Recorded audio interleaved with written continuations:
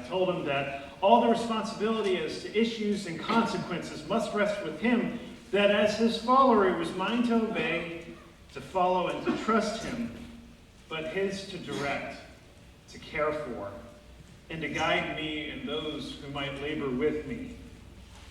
Need I say that once I prayed that prayer, peace at once flowed into my burdened heart. My name is Hudson Taylor, and it was there on the beach of my home country, England, that God birthed in my heart the China Inland Mission.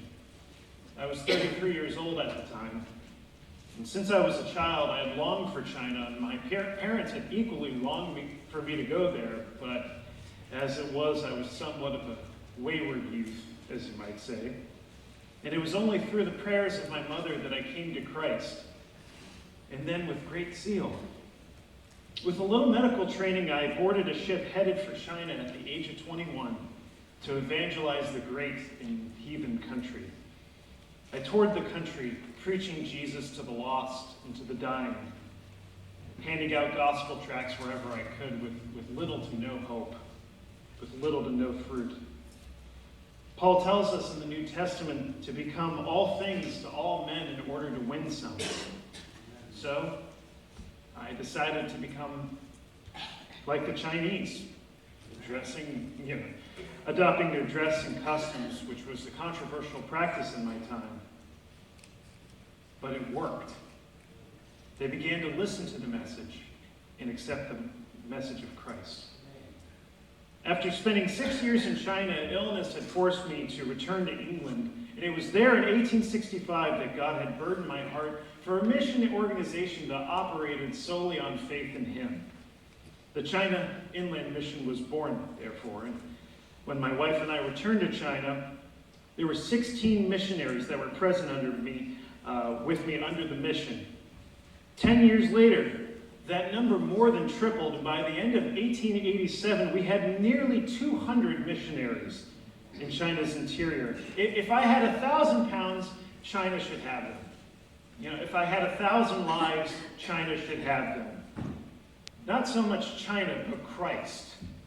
The question I bring to you all is, can we do too much for Him? Can we do enough for such a precious Savior? I remember years earlier, before God had sent me to China, that I was preparing my mind and my body to go to this land. I had moved myself from my parents' comfortable home to the outskirts of our town where the poor and destitute lived. Walking through those dirty streets, someone had recognized me as the doctor's assistant and led me to his home where his wife lay ill. God at that moment pricked my heart, not to heal her, but to give her the coat and sweater off my body and the very last coin that I had. But God, Lord, what will I have? The nights are cold and I'll freeze and I have nothing left. This battle raged within my soul. But once I succumbed to God's command, do you know that a peace that only God could give swelled within my soul? That very next day, the mailman brought me a letter that contained 4 times as much money as I had just given that family. Now I bring you to your year 2015. At my death in 1905, there were approximately 100,000 Christians in China. Now, today, there are 150 million.